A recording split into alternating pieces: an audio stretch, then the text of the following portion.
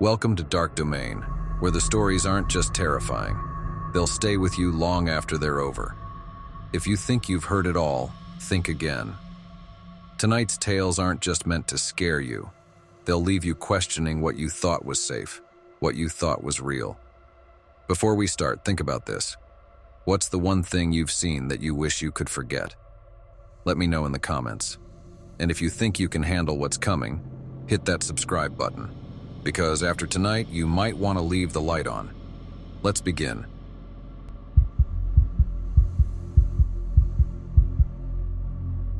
The Vanishing Trail. My name's Evan, and I used to be a private investigator. Used to be, because after what happened a few years ago, I left the job and never looked back. This story takes place in Seattle, though the city itself wasn't really the problem. It was the trail outside it. I was hired by a woman named Karen Thompson, a sharp-eyed, no-nonsense type. She walked into my office on a rainy afternoon, said her brother had been missing for 6 months, and the police had stopped looking. "His name is Dean," she told me, pushing a photo across my desk. "Last anyone heard, he was going for a hike on Rattlesnake Ridge. I need you to find out what happened." Rattlesnake Ridge was just outside Seattle, a popular spot for hikers. The police had combed the area when Dean first disappeared but found nothing. No signs of a struggle, no gear, not even footprints. Karen insisted Dean wasn't the type to just vanish. I took the case because honestly I needed the money. But I had no idea what I was walking into. I started by retracing Dean's steps. I talked to the ranger who had logged Dean's entry into the park that day. He confirmed Dean had signed in at the trailhead, but that was the last official record of him. "A lot of people come through here," the ranger had shrugged. "Sometimes people get lost, but the park's not big enough for someone to just disappear." I knew better than that. People disappeared all the time, even in familiar places. What stuck with me was that there were no signs at all. No abandoned car, no dropped equipment. It was like Dean had been erased. I drove out to Rattlesnake Ridge on a cool fall morning, pulling into the empty parking lot. The trail wasn't too difficult, but it was long and winding, surrounded by dense woods. As I started walking, I noticed something strange. There were markers every few hundred feet, small wooden signs nailed to trees, with numbers scratched into them. 3, 5, 8. They weren't mile markers, and there was no pattern I could figure out. I hiked for about an hour, my footsteps the only sound. As the trees closed in around me, the sky grew darker, the air colder. I wasn't far from the summit when I saw it. A small clearing off the main trail, hidden by a line of thick brush. Something about it pulled me in. The clearing was empty except for one thing, a rusted metal pole, about 5 feet tall, standing in the center like some kind of forgotten monument. I walked up to it, ran my hand over the cold surface. There were scratches on it, like something had scraped against the metal repeatedly, and then I noticed the ground around it was uneven, like it had been dug up and filled in again. My stomach churned. This wasn't right. I pulled out my phone to take a photo, but as I lined up the shot, I noticed something even more bizarre. Off in the distance, just barely visible through the trees, was another metal pole. Same size, same rusted look. It was almost like a trail of them. I followed the second pole, then the third, moving deeper into the woods, away from the main trail. The poles were spaced out like some sort of twisted guideposts, but there were no other signs. No animal tracks, no birds, nothing. Just those poles. Finally, I reached a dead end, an old, decrepit cabin hidden behind a thick layer of vines and branches. It didn't look like it had been touched in years, but as I got closer, I saw the door was slightly ajar. Against my better judgment, I pushed it open. The inside was as you'd expect, damp, moldy, falling apart. But in the center of the room, under a broken window, was something I didn't expect, a table. And on that table were several Polaroid photos, spread out like someone had been reviewing them. I stepped closer and my blood ran cold. The photos were of people, different people, all standing in front of that same rusted pole I'd seen in the clearing. Some looked confused, others scared. But what chilled me the most was that in every photo the person was looking straight into the camera, as if they knew they were being watched. I flipped through them, hands shaking. Then I found it. Dean. He was in one of the photos, standing in front of the pole, staring right at the lens. His face was blank, unreadable. I stared at the picture, trying to make sense of it. How had these photos ended up here? And who took them? That's when I heard it, the unmistakable sound of footsteps behind me. I spun around, heart pounding. There was no one there. The door was still ajar, swinging slightly in the breeze. I grabbed the photo of Dean and bolted out of the cabin, sprinting back the way I came. But as I ran, I noticed something terrifying. The metal poles had shifted. They weren't in the same spots I'd passed earlier. It was as if the woods themselves were changing, trying to keep me there. By the time I made it back to the main trail, the sun was setting. I didn't stop running until I reached my car, throwing myself inside and locking the doors. My hands were trembling as I started the engine, the photo of Dean still clenched in my fist. I didn't tell Karen about the cabin or the poles, I couldn't. I just gave her the photo and told her the truth. I didn't know where Dean was. She thanked me, but I could tell she knew it was over.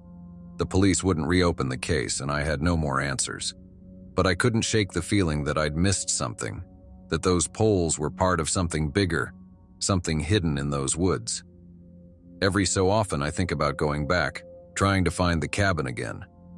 But then I remember the footsteps, the shifting poles, and I wonder if I'd ever make it out a second time. Some trails are better left untraveled.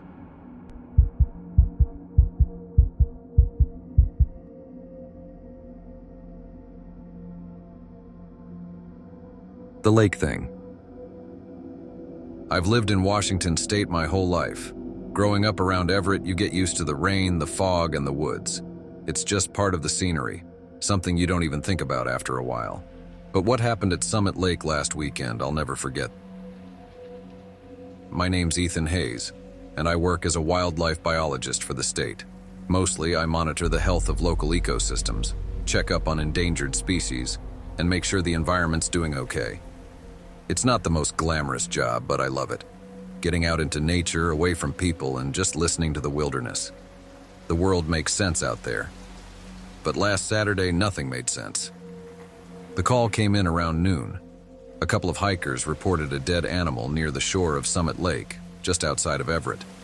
They didn't know what it was, but they said it was big. Too big to be a normal deer or anything like that. Since it was close to my area, I was sent to investigate.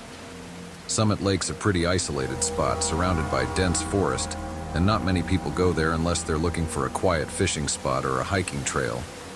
When I got to the lake, it was already raining, the sky a thick blanket of gray. Typical for Washington, but it made everything feel heavier, like the air was weighed down with something more than just moisture. I parked my truck by the lake and grabbed my gear. As I made my way to the shore, I could see the hikers' tracks in the mud, leading right to the water's edge. There, half submerged in the shallow water, was the carcass. The thing was massive. At first I thought it might be a bear, but as I got closer I realized it wasn't like anything I'd seen before. The body was bloated, the skin pale and slick with mud, and parts of it were badly decomposed. But there were no visible wounds, no signs of what might have killed it. I knelt down, carefully inspecting it. The head was misshapen, elongated, almost like it had once been some kind of aquatic animal, but nothing that made sense for this area. The limbs were wrong too long, too thin. The closest thing I could think of was a seal, but this thing was at least twice the size of any seal I'd ever encountered, and we were miles from the ocean. As I looked closer, I noticed something else, something disturbing. The creature's eyes were still open, wide and glassy, but they weren't the eyes of a dead animal. They were human. I stumbled back, my heart racing. There was no way that was possible. No animal has human eyes. But there they were, staring up at me through the rain, empty and lifeless. I radioed the office, told them what I found, and they said they'd send someone out to help me collect samples and investigate further. But that was going to take a few hours, and the rain wasn't letting up. I had to document the body before it decomposed any further. As I was setting up my camera, I noticed the water around the body start to ripple. At first, I thought it was just the rain, but the ripples were too deliberate, too focused. Something was moving beneath the surface. I stepped back, scanning the lake. The water was dark, nearly black, with fog hanging low over the surface. For a moment, everything was still, and I wondered if I'd imagined the movement. But then I saw it, something long and dark, just beneath the water, gliding silently toward the shore. I froze, my breath catching in my throat. Whatever it was massive, easily the size of a small boat, maybe larger, and it was moving straight toward the carcass. I wanted to run, but my legs wouldn't move. I stood there staring at the water as the thing approached. Just before it reached the body, it disappeared beneath the surface, the ripples vanishing as if it had never been there. For a few seconds, there was nothing but the sound of rain hitting the lake. Then the carcass shifted. It was slow at first, just a slight movement, like something was tugging at it from below. Then, with a sudden violent jerk, the entire body was yanked into the water, disappearing beneath the surface with a splash. I stood there, stunned, the camera still in my hand. Whatever was in that lake had just taken a body bigger than any animal I'd ever seen, and it had done it without making a sound. I didn't stay to find out what it was. I grabbed my gear and ran back to the truck, my mind racing with possibilities. Could it have been a whale? No, that didn't make sense. Summit Lake was too small for anything like that, and we were too far from the ocean. Maybe it was some kind of mutant fish, a giant eel. But those eyes, those human eyes. I radioed the office again, told them what happened, but they didn't seem to take me seriously. They said they'd send someone out tomorrow, but they couldn't get anyone there in time that day. I didn't sleep that night. Every time I closed my eyes, I saw that thing moving through the water, silent and slow, pulling the body down into the depths. The next day, I went back to the lake. I didn't want to, but I had to know if the body was still there. When I arrived, the sky was clear and the lake was calm. It looked like nothing had ever happened. I walked down to the shore, half expecting to see the carcass floating there, but the water was empty. There was no sign of the body, no sign of anything out of the ordinary. But then I saw it, footprints, leading from the water up to the trees. They weren't human footprints, though. They were long, thin, with webbed toes, like the tracks of some massive amphibian. They were fresh, too, fresh enough that I knew whatever had left them had been here recently. And they weren't just heading into the trees, they were coming out of the lake. I followed the tracks, my heart pounding in my chest. They led deeper into the woods, disappearing into the undergrowth. But there was something else, something even more unsettling. The tracks weren't alone. There were human footprints, too. Bare, muddy feet, walking side by side with whatever had come out of that lake. I stopped. My mind was racing, trying to make sense of what I was seeing. Could it be that someone had been with the creature? Was it possible that the body I'd seen wasn't just some animal, but something more? I didn't stick around to find out. I turned and headed back to my truck, determined to leave Summit Lake behind for good. I never told anyone about the footprints, not officially. The other biologists who went out the next day said they found nothing unusual. No body, no tracks, nothing. Just a quiet lake and a calm forest. But I know what I saw. Something's living in that lake. Something that doesn't belong there. And it's not just an animal. It's something else. Something that walks between the water and the land. Something that watches from the depths. Whatever it is, it's still out there waiting.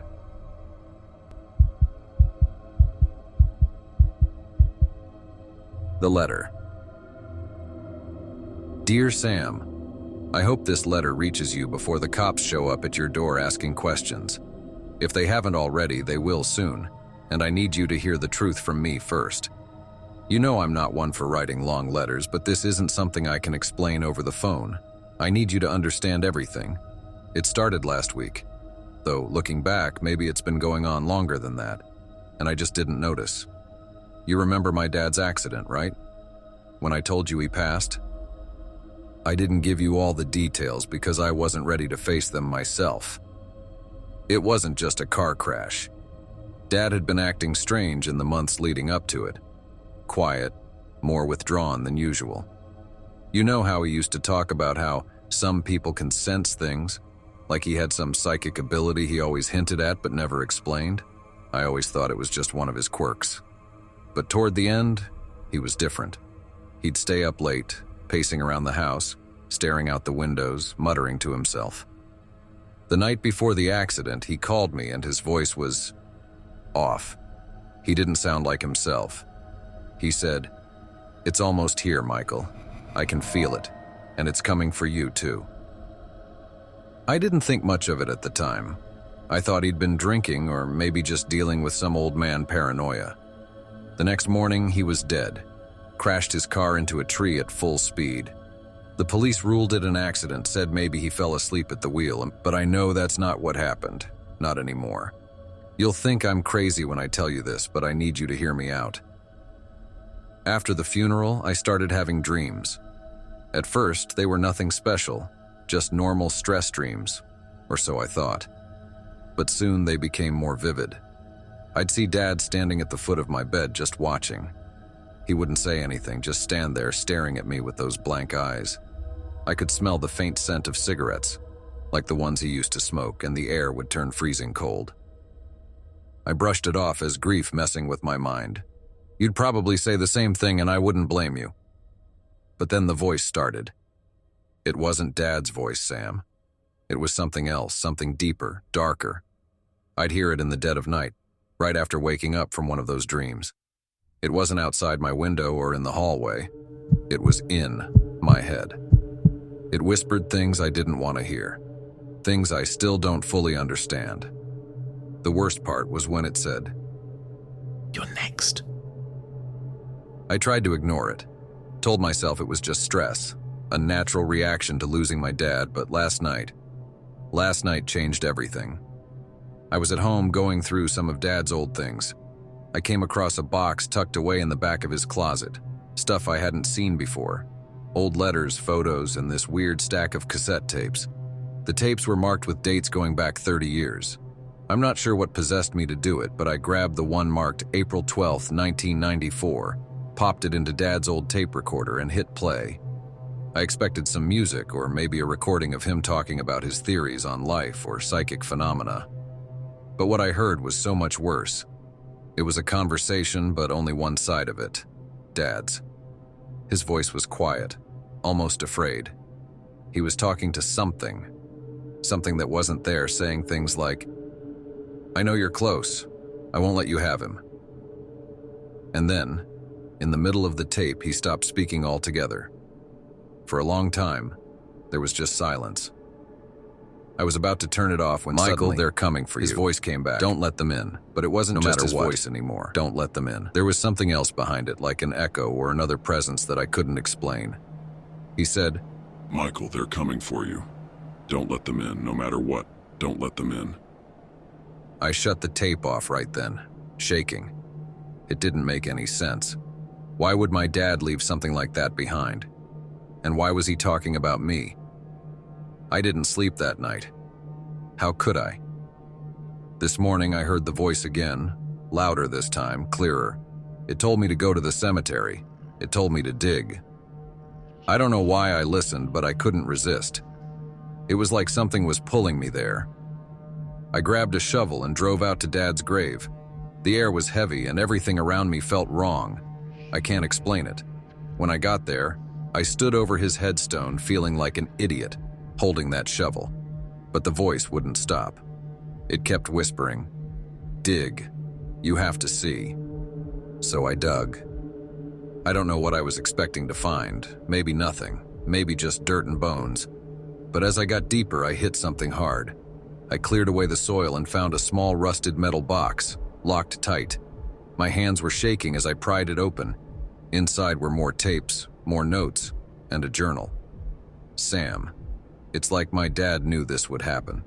He'd been tracking something that's been following our family for years. He wrote about strange things happening to him, dreams he couldn't explain and a presence he couldn't escape. But here's the part that will sound insane. Dad wasn't the first. His father wrote about the same thing, and his father before him. It's like we've been marked for generations. The last entry in the journal was dated the day before he died.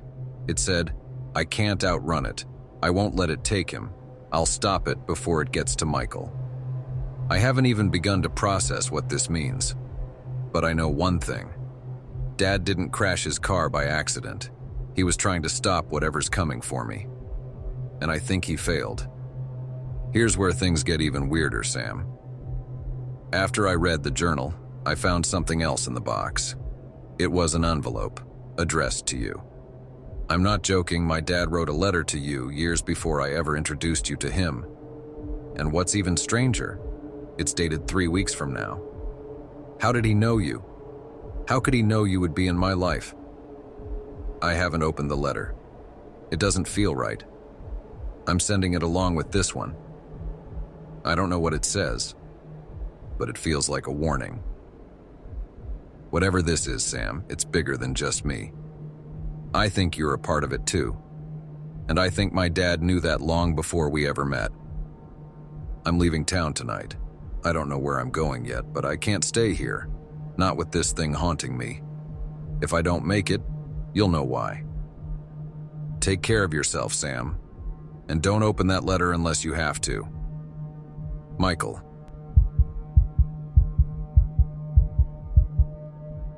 And that's it for tonight's stories. If you're still here, I hope you're not too afraid to turn off the lights. If you enjoyed what you heard, don't forget to hit the like button and subscribe to Dark Domain for more tales that will keep you awake at night. And before you go, let me know in the comments, what's the one thing you can't explain no matter how hard you've tried? I'll be reading through to see whose story sends the biggest chills. Until next time, sleep well, if you can.